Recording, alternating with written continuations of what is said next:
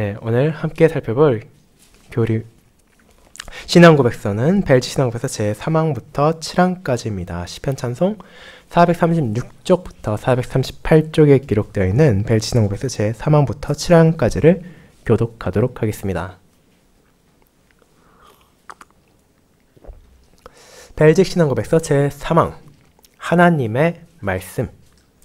우리는 사도 베드로가 전하는 것처럼 이 하나님의 말씀이 사람의 충동에서 온 것이 아니라 성령의 감동하심을 입은 사람들이 하나님으로부터 온 것을 말한 것이라고 고백합니다. 그와 같이 하나님께서는 우리와 우리의 구원을 위한 특별한 돌보심 가운데 그분의 종들, 곧 선지자와 사도들에게 계시된 말씀을 기록하라고 명령하셨고 그분께서도 친히 자신의 손가락으로 율법의 두 돌판을 기록하셨습니다. 그러므로 우리는 그러한 기록들을 거룩하고 신적인 경전이라고 부릅니다. 제3, 정경들. 우리는 성경이 구약과 신약 두 부분으로 구성되어 있다는 것과 그것들이 정경이며 그 사실에 반대되는 어떤 주장도 있을 수 없다는 것을 믿습니다. 이 책들은 하나님의 교회에서 다음과 같은 이름으로 수록되어 있습니다.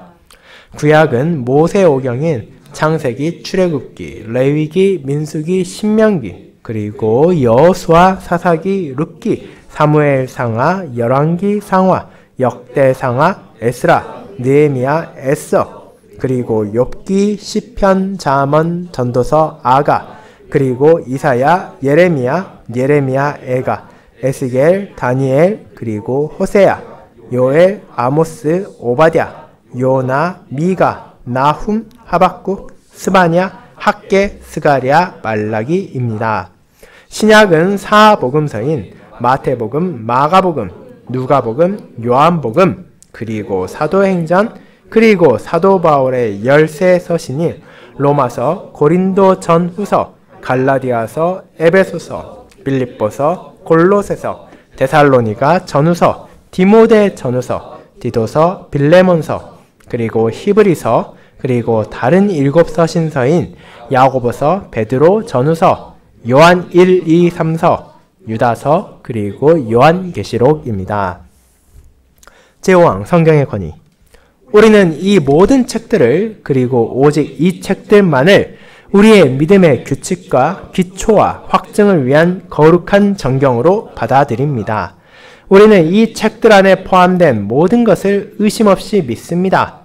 왜냐하면 교회가 이것들을 정경으로 받고 승인하기 때문이 아니라 오히려 특별히 성령께서 이 책들이 하나님으로부터 왔다는 것을 우리 마음에 증거하시고 또한 이 책들 자체가 그런 증거들을 포함하고 있기 때문입니다. 그러므로 심지어 문맹인이라고 해도 이 책들 안에 미리 말씀하신 일들이 성취되고 있음을 지각할 수 있습니다. 제6항 정경과 외경의 구별. 우리는 이 정경들을 외경들, 즉 에스겔 3, 4서, 토비트, 유딧, 지혜서, 집회서, 바룩, 에스더서, 부록, 아자리아의 기도와 불구덩이 속의 새 소년의 노래, 수산나, 벨과 뱀, 므낫세의 기도, 마카옵의 1, 2서와 구별합니다. 교회는 외경이 정경에 일치하는 한에서 외경을 읽고 교훈을 취할 수 있습니다. 하지만 외경들은 그 증거로부터 믿음이나 기독교 신앙의 요점을 확증할 만한 어떤 효력이나 권위를 전혀 가지지 못합니다. 더구나 이 외경들은 정경의 권위를 손상시키는 것에 결코 사용될 수 없습니다. 제7항 성경의 충족성. 우리는 이 성경이 하나님의 뜻을 충분히 담고 있으며 성경이 사람이 구원받기 위해 믿어야 할 모든 것을 충분히 가르치고 있다는 것을 믿습니다. 하나님께서 우리에게 요구하시는 예배의 모든 방식이 성경 안에 충분히 기록되어 있습니다. 그러므로 어느 누구라도 심지어 사도라고 할지라도 우리가 지금 성경에서 가르침 받는 것 외에 다른 것을 가르치는 것은 불법입니다. 그것은 사도 바울이 증언하는 것처럼 심지어 하늘에서 내려온 천사라고 할지라도 마찬가지입니다. 하나님의 말씀에서 어떤 것을 가감하는 것을 금함으로 성경의 교리가 어느 면에서 가장 완전하고 완벽하다는 것은 분명합니다. 우리는 아무리 거룩한 사람이었다고 해도 사람의 글을 하나님의 성경과 동등한 가치에 있다고 여겨서는 안 되며 관습이나 일반성이나 고전이나 전통과 연륜이나 교회의 회의들이나 선언들이나 법령들의 가치를 하나님의 진리와 동등한 가치로 여기지 말아야 합니다. 왜냐하면 성경의 진리는 모든 것 위에 있고 모든 사람은 스스로 거짓되며 입김보다 더 가볍기 때문입니다. 그러므로 우리는 영들이 하나님에게로부터 왔는지 시험하라. 누구든지 이 교훈을 가지지 않고 너희에게 나아가거든 그를 집에 들이지도 말고 인사도 말라라고 사도들이 우리에게 가르친 대로 이 무한 법칙에 일치하지 않는 모든 것을 진심으로 거부해야 합니다. 말씀 묵상 후에는 찬송 1, 1장을 우리의 신앙을 고백한 후 시편 119편 40, 41, 42절을 이어서 부르도록 하겠습니다. 사랑하는 주 예수 그리스도 안에 있는 형제 자매님들, 여러분은 세상에 있는 수많은 책들 가운데 단 한 권만을 가질 수 있다면, 단 한 권만을 보존할 수 있다면 어떤 책을 선택하시겠습니까? 다르게 말하자면 어떤 책이 가장 가치가 있고 가장 도움이 되면 가장 필요하다고 생각하시냐는 것입니다. 당연히 사람들은 그에 대해 다양한 답을 가지고 있을 것입니다. 누군가는 과학의 눈으로 세상의 이치를 탐구하는 책을 꼽을 것입니다. 누군가는 사람의 감정을 연구하여 파헤치는 인문학적 책을 택할 수도 있을 것입니다.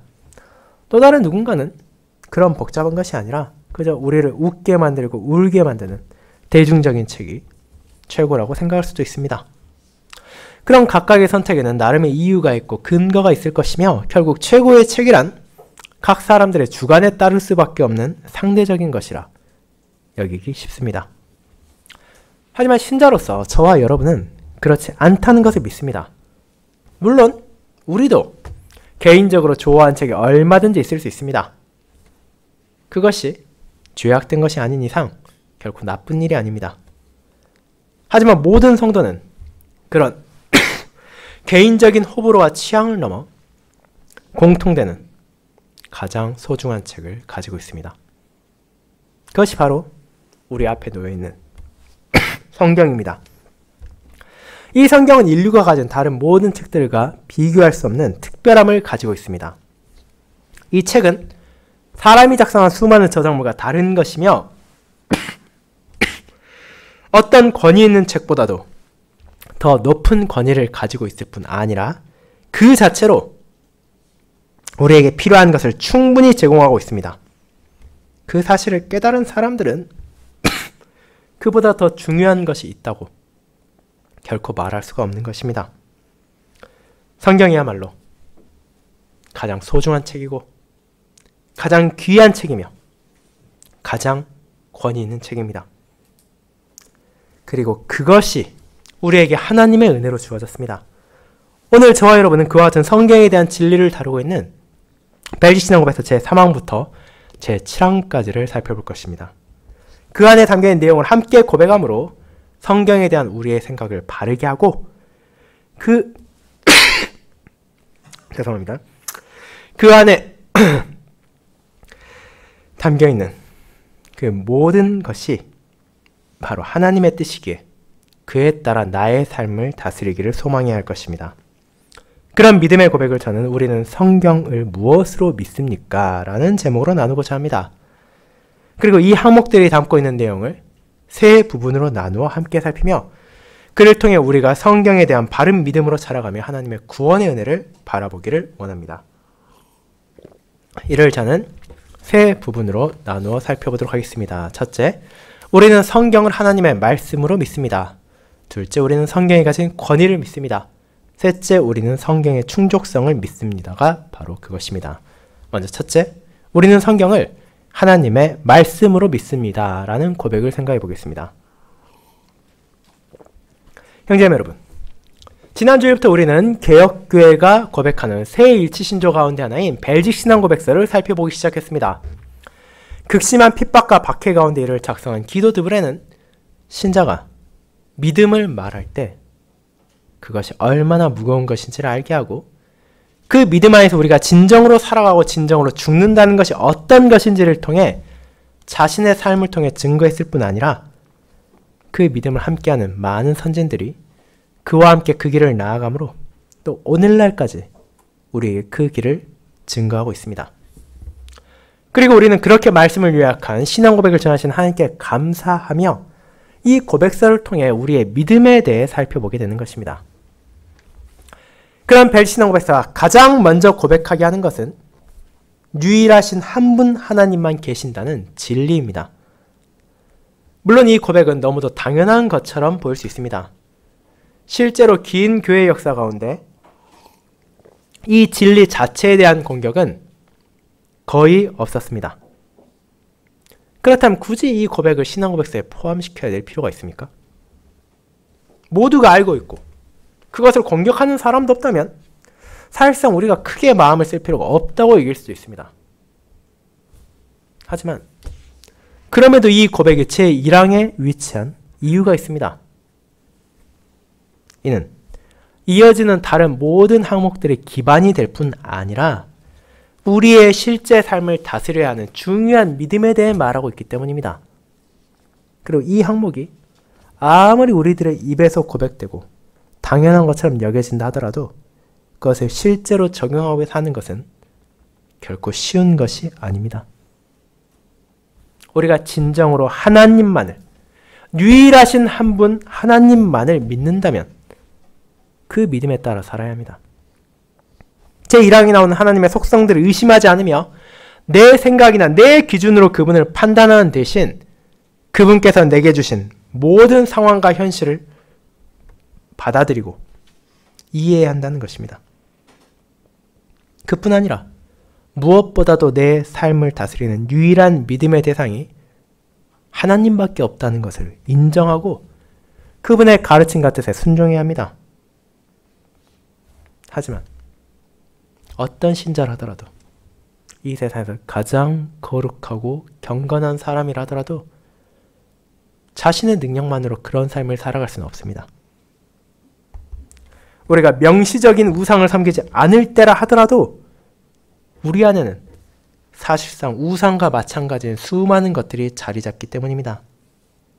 돈, 명예, 건강, 쾌락, 인간관계와 같은 수많은 것들, 그 자체로는 악하지 않은 것들 다수가 우리의 우선순위가 될 때 하나님의 뜻보다 앞서게 되어 죄가 되기도 합니다. 마치 그런 것들이 하나님과 동등한 위치에 있거나 서로 하나님보다 조금 아래에 있다 하더라도 여전히 우리가 하나님의 뜻 대신 선택할 만한 가치가 있는 것이 될 때 우리는 사실상 우상을 섬기는 것이며 이 고백을 바르게 믿지 않는 것입니다. 그런 성도의 연약함을 잘 알고 있기에 귀도드브레는 제1항을 통해 이 믿음을 고백하게 하고 이 믿음의 중요성을 저와 여러분 모두가 기억하게 하는 것입니다. 그것이 바로 신자는 유일하신 한 분 하나님만 계신다는 것을 믿는다는 고백입니다. 그리고 우리는 그 믿음 안에 서야 했습니다. 그에 이어지는 제2항은 그렇다면 이제 우리가 어떻게 그런 하나님에 대해 알게 되느냐에 대한 것입니다. 신자는 어떤 근거도 없이 하나님을 믿는 것이 아닙니다. 그분께서는 분명 불가해하시지만 우리가 완벽하게 이해할 수 없는 분이시지만 동시에 우리가 알아야 할 필요가 있는 부분에 대해서는 충분히 자신에 대해 드러내시기 때문입니다. 그분께서는 이를 두 가지 방식으로 행하십니다. 우리를 둘러싼 자연과 우리에게 주어진 그분의 말씀이 바로 그것입니다. 하늘과 땅, 바다와 우주, 그리고 그 안을 채운 모든 피조물들은 그것을 바라보는 이들에게 하나님의 창조의 권능과 섭리의 놀라움을 보여줄 뿐 아니라 그분의 위험 앞에 자신을 낮추게 합니다. 그리고 그런 자연으로는 깨달을 수 없는 하나님의 구속 역사의 놀라움, 그분께서 베푸신 한량없는 복음에 대해서는 우리는 성경을 통해 알게 됩니다. 물론 자연과 성경을 바라보는 모든 이들이 이 사실을 깨닫는 것은 아닙니다. 첫사람의 타락으로 인해 그들의 모든 후손들은 그 지성까지도 부패하였고 그렇게 주님의 은혜 없이 그분의 영광과 위엄에 대해 말하는 모든 것을 눈앞에 두고 바라보면서도 그것이 가리키는 진리를 스스로는 깨달을 수 없기 때문입니다. 오직 하나님의 은혜로 믿음이 심겨지고 그 믿음 안에서 자라난 이들만이 이 사실을 깨달을 수 있으며 그에 따라 찬양할 수 있다는 것을, 그렇게 지금 우리가 이미 누리는 은혜가 얼마나 큰지를 우리는 제2항으로 함께 고백했습니다. 이제 거기에서 이어지는 것이 오늘부터 살펴볼 제3항부터의 내용입니다. 그리고 그 내용 또한 앞선 고백들에서 자연스럽게 이어집니다. 제1항에서 우리는 한 분 하나님만을 믿는다 고백했고, 제2항은 그런 하나님께서 우주와 성경을 통해 자기 자신을 드러내신다고 고백했습니다. 그렇다면 우리는 성경이 대체 무엇인지를 알아야 하지 않겠습니까? 우주에서는 모든 사람이 이미 그 안에서 살아가고 있으며 그것을 경험하고 있으니 특별한 말을 덧붙이지 않는다 하더라도 성경에 대해서는 대체 그것이 무엇인지를 분명히 정의할 필요가 있기 때문입니다. 그리고 그런 성경에 대해 제3항부터 7항에서 신자는 진리를 고백하고 있습니다. 먼저 제3항은 신자가 어째서 성경의 내용을 진실로 받아들이고 그 안에 계시된 하나님을 믿을 수 있는지를 고백하게 합니다. 그 이유는 복잡하지 않습니다. 제3항의 제목이 말하듯이 성경은 하나님의 말씀이기 때문입니다. 하나님의 말씀이라는 것이 바로 성경이 가진 권위의 원천이나 성경의 충족성의 근원이기도 합니다. 잠시 생각해 보도록 합시다. 성경이 하나님의 말씀임이 왜 그렇게 중요한지를 잘 깨닫지 못하는 사람도 있습니다. 하지만 정말로 그것이 하나님의 말씀이라면 그 자체로 이 성경의 가치가 달라지고 그 권위가 변화합니다. 만약 성경이 하나님의 말씀이 아니라면 우리가 지금도 접할 수 있는 사람들이 그저 열심히 노력해서 작성한 한 권의 책에 불과한다면 우리는 그것의 내용을 온전히 믿을 수 없을 것입니다. 아무리 훌륭한 사람이 쓴 글이라 하더라도 인간의 글은 부족함이 있기 마련이고 그 당시에는 충분히 받아들일 수 있는 내용이고 많은 이들의 찬사를 받는다 하더라도 시간이 지나면 그 가치가 퇴색하고 의미를 상실할 수도 있기 때문입니다. 결국 만약 성경이 사람의 글이라면, 그저 다양한 저자들이 쓴 글을 모아놓은 것이라면 우리는 이것을 진리로 받아들이는 것이 아니라 그 가운데 무엇이 맞고 무엇이 틀린지를 끊임없이 판단하고 골라내야 한다는 것입니다. 그러나 성경이 하나님의 말씀이라면, 그분께서 우리에게 주신 것이라면 그것은 우리에게 판단의 대상이 될 수 없습니다. 왜냐하면 우리는 하나님께서 어떤 분이신지를 이를 통해 알게 되기 때문입니다. 제1항에서 고백한 하나님의 속성들을 떠올려 보시기 바랍니다. 그 가운데는 그분의 영원하심, 그분의 분별하심, 전능하심, 완전히 지혜로우심, 공의로우심, 선하심이 있지 않았습니까? 그리고 그분께서 그런 분이시라면 그분께서 전하신 말씀에도 그런 하나님을 반영할 수밖에 없습니다.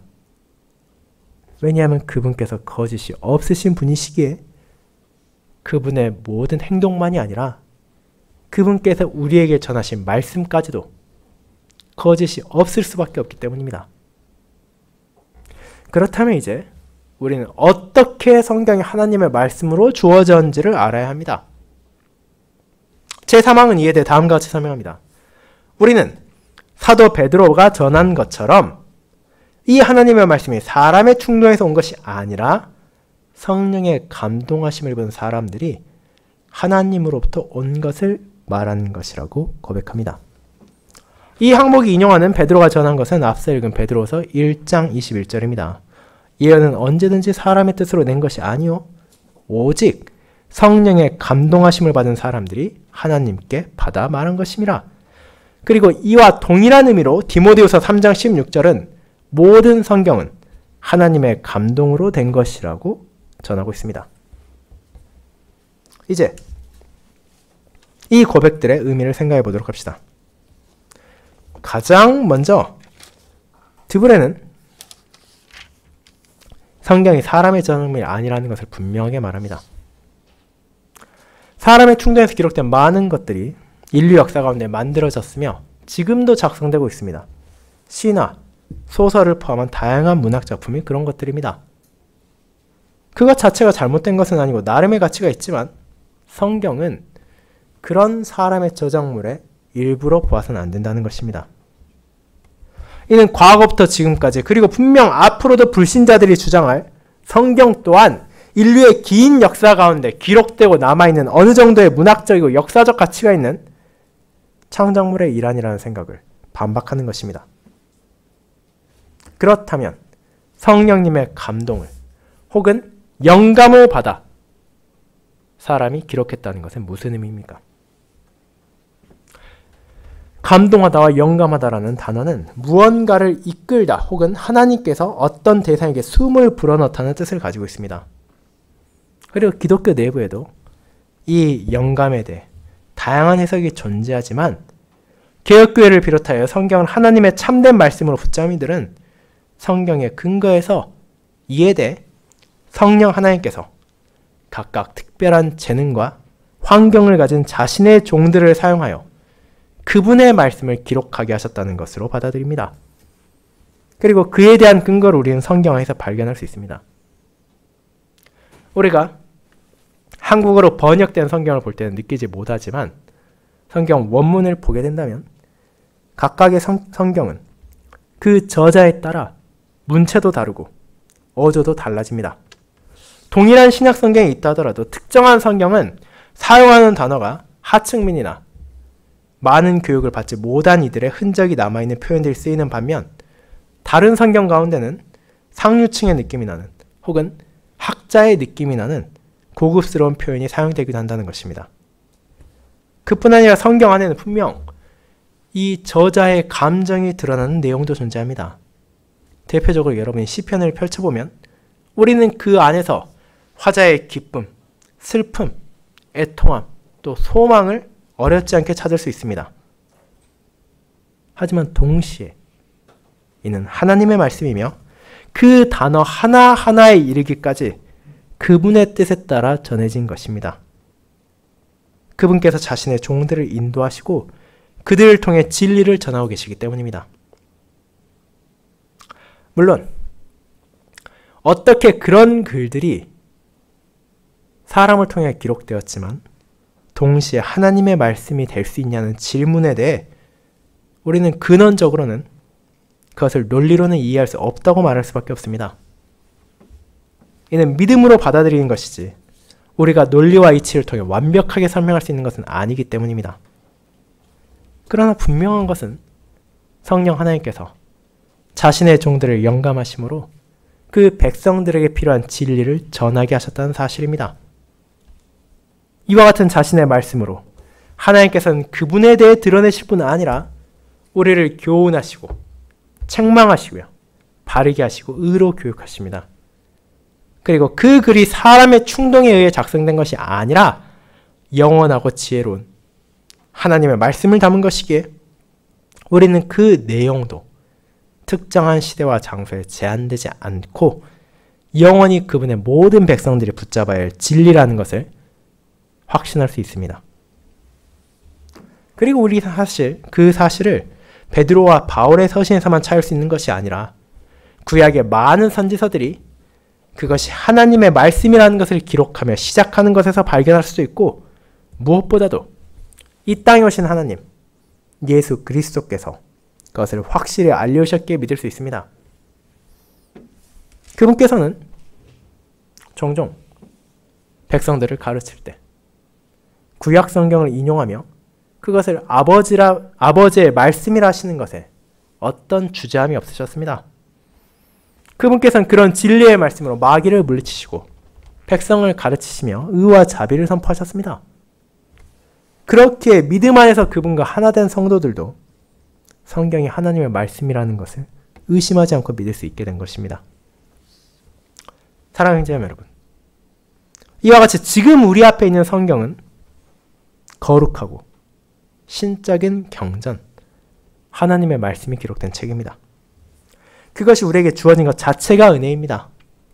하나님께서는 우리 구원에 필요한 복음을 전하시기 위하여 자신의 종들을 영감하셔서 그것을 기록하게 하셨고 그분의 섭리 안에서 그것들을 보존하셔서 지금까지도 전해지게 하셨기 때문입니다.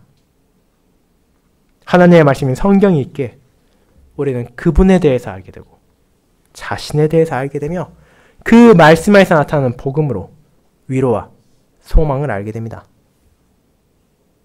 그렇게 신자는 성경을 소중히 할 수밖에 없습니다. 이것은 세상의 어떤 책과도 비교할 수 없는 참된 생명의 진리를 담고 있기 때문입니다. 그렇게 성경이 하나님의 말씀임을 고백한 성도는 자연스럽게 그것이 하나님의 말씀으로 가질 수밖에 없는 권위에 대해서도 인정하게 되는 것입니다. 그것이 두 번째, 우리는 성경이 가진 권위를 믿습니다. 로 믿습니다.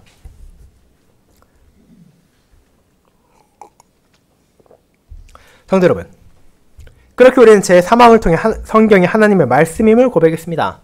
그리고 이어지는 제4항은 정경에 대해 언급하고 제6항은 정경과 구별된 외경을 설명하고 있으며 그 사이에 있는 제5항은 성경의 권위를 고백합니다.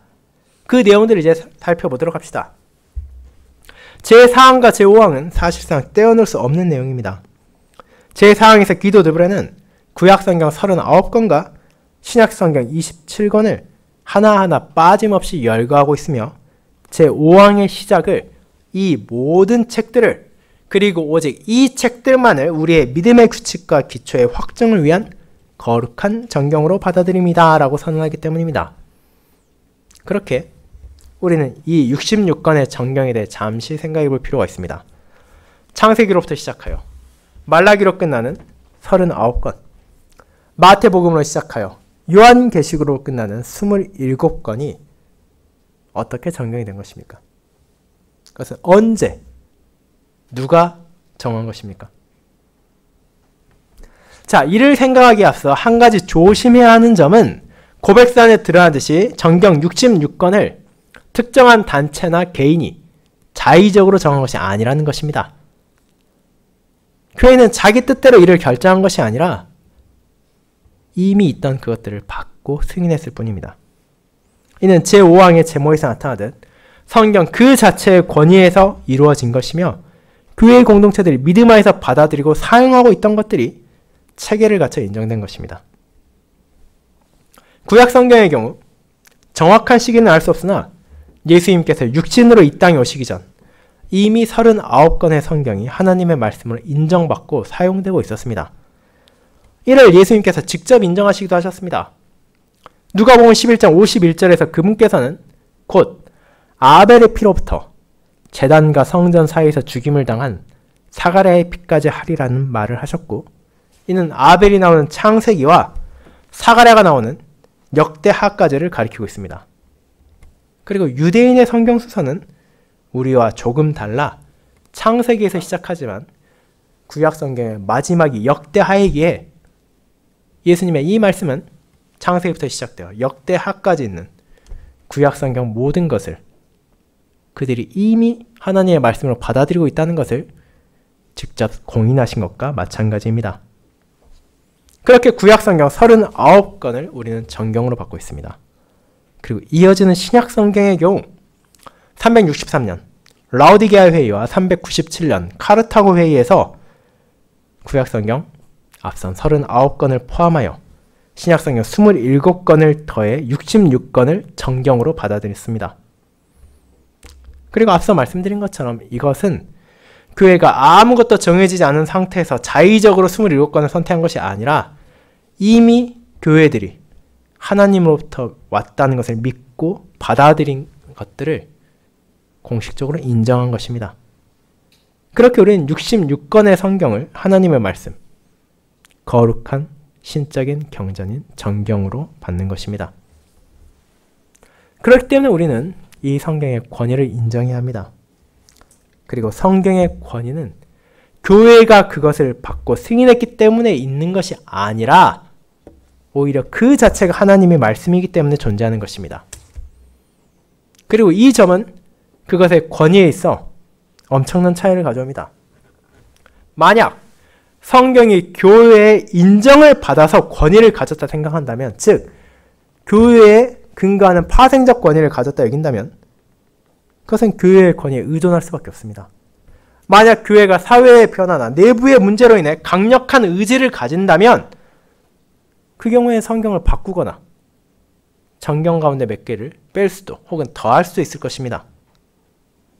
하지만 실제로는 그 반대입니다. 교회가 아니라 성경이 절대적인 권위를 가지고 있습니다. 성경이 말하는 것과 교회가 행하는 것이 다를 경우에 고쳐야 하는 것은 성경이 아니라 교회입니다. 성경이 말하는 것에 신자의 삶이 어긋날 경우에도 바로잡아야 하는 것은 성경이 아니라 바로 신자의 삶입니다. 왜냐하면 우리는 그것이 하나님의 말씀임을 믿기 때문입니다. 그리고 그것은 하나님의 말씀이기에 그 모든 것은 의심의 여지가 없는 진리입니다. 그렇게 성경의 권위에 도전할 수 있는 것은 그 무엇도 없습니다. 그 권위를 거부한다는 것은 결국 그것을 말하신 하나님을 거부한다는 것이기 때문입니다. 사랑하는 성도 여러분, 우리는 이렇게 성경의 권위를 인정합니다. 하나님께서 주신 66권이 그분의 말씀을 담고 있기에 우리는 그 안에 담긴 모든 것을 의심하지 않고 믿어야 합니다. 그리고 그 믿음은 우리의 삶과 별개의 것이 될 수 없습니다. 성경은 하나님의 말씀으로 믿음으로 우리는 그 안에 담긴 진리가 내 삶을 다스려야 함을 고백하고 그것에서 벗어난다면 그 대상이 무엇이라 하더라도 잘못된 방향으로 가고 있음을 깨달아야 합니다.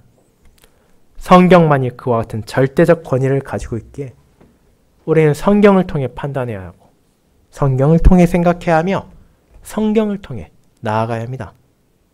그리고 이를 할 수 있는 유일한 방법은 성령 하나님께서 부족한 우리를 새롭게 하시고 조명하여 주셔서 그 안에 담긴 모든 것을 정말 참된 진리로 믿게 하시고 그 안에서 자라가게 하시는 사역을 하시는 것입니다. 그렇게 이 성경의 권위를 인정하며 나 자신을 내려놓고 내 생각과 기준이 아닌 하나님의 말씀으로 다스림 받도록 합시다.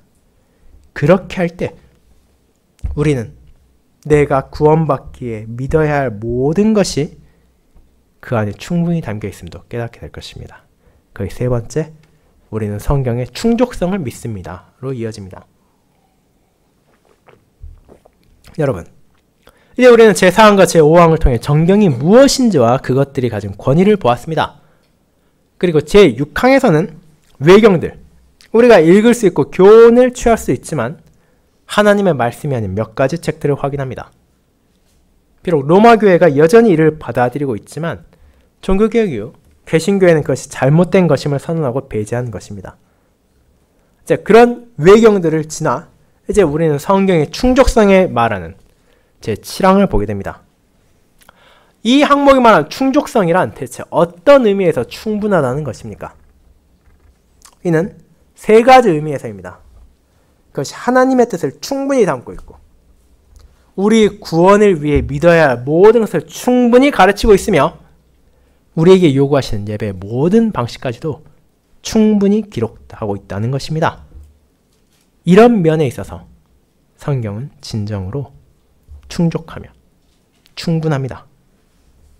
물론 그러면서 성경이 모든 것을 기록하고 있다는 것은 아닙니다. 성경은 우리가 생각하게 되는 질문들에 대한 답을 담고 있지 않기도 합니다. 사람들이 호기심으로 접근하고자 하는 것들에 대해 침묵하기도 합니다. 그뿐 아니라 우리의 구원이나 혹은 우리의 예배에 있어 성경을 벗어나 무언가가 더 필요하다고 생각하는 사람들도 존재합니다. 하지만 정말로 그런 것들이 우리에게 필요한 것들입니까? 만약 그것들이 우리의 구원을 위해 진실로 필요한 것이었다면, 우리가 하나님을 알기에 정말로 필요한 것이었다면, 우리의 예배를 위해 진실로 필요한 것이었다면 하나님께서 이런 말씀 안에 포함시키셨을 것입니다. 하나님께서는 자신의 경륜 안에 사람들에게 드러내지 않은 것을 가지고 계십니다. 그럼에도 우리에게 필요한 것들은 이미 충분히 성경 안에 담겨 있습니다. 즉 우리의 구원을 위해 다른 무언가를 찾아 헤맬 필요가 없다는 것입니다. 오직 성경 안에 죄인에게 필요한 모든 것이 담겨 있습니다. 그것은 다시 한번 앞서 나왔던 권위와 연결되며 하나님의 말씀과 이어집니다. 성경은 하나님의 말씀이며 그분께서 권위를 가지신 분이시기에 이 또한 절대적 권위를 가지고 있습니다. 그분께서 선하고 지혜로운 분이시기에 그분의 자녀들에게 필요한 모든 것들이 그 말씀 안에 담겨 있음도 의심할 필요가 없습니다. 하지만 모든 사람들이 이렇게 생각하는 것은 아닙니다. 제7항의 후반부에 나오듯이 로마 교회와 제세르파는 성경의 충족성을 거부했습니다. 로마 교회는 최근까지도 교회 회원들이 성경을 가진 것을 금지했습니다. 성당을 다니는 사람들이 각각 개인적으로 성경을 가질 수 있게 된 것은 몇십 년이 되지 않습니다. 그리고 심지어 그들이 성경을 가졌다 하더라도 교회의 공식적인 해석을 더하지 않으면 어떤 의미도 없다고 가르치고 있습니다. 그리고 그들의 전통과 그들의 해석은 성경의 권위와 동일한 권위를 가졌다고 받아들이고 있습니다.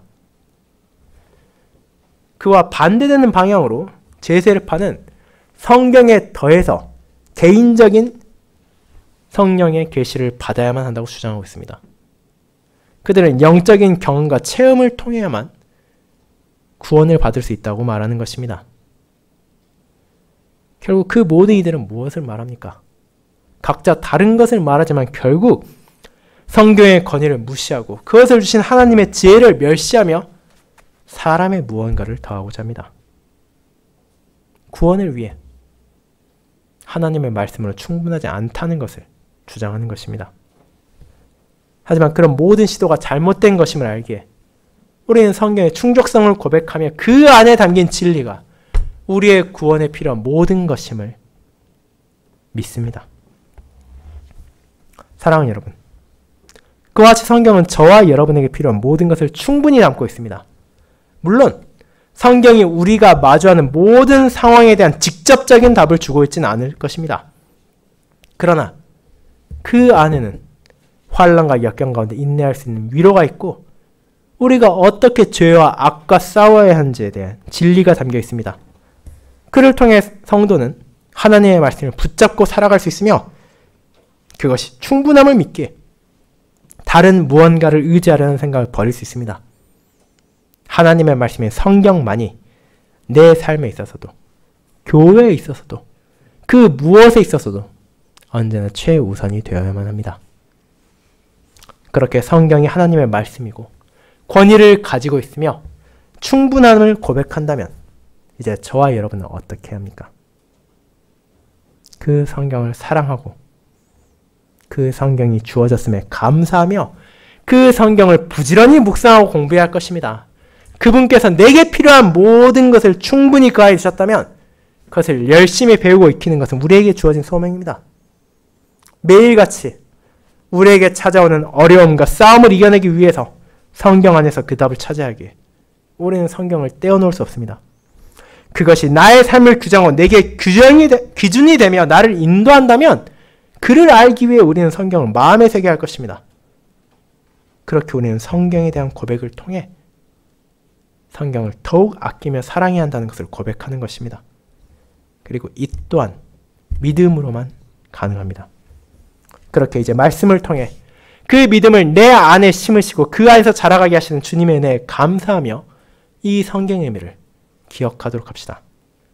세상이 무엇을 말한다 하더라도 성경의 진리가 그 위에 있고 어떤 사람의 권위 있는 말보다도 하나님의 말씀에 권위가 있으며 그것이 우리에게 필요한 모든 것을 충분히 담고 있기에 이제 다른 어딘가에서가 아니라 하나님의 말씀 안에서 우리의 답을 찾고 그 안에서 위로를 받으며 그 복음으로 다스림 받도록 합시다. 그렇게 성경으로 우리에게 필요한 모든 것을 전하신 하나님의 은혜에 감사하며 그분의 말씀을 이제 더욱더 사랑하는 저와 여러분이 되기를 소망합니다.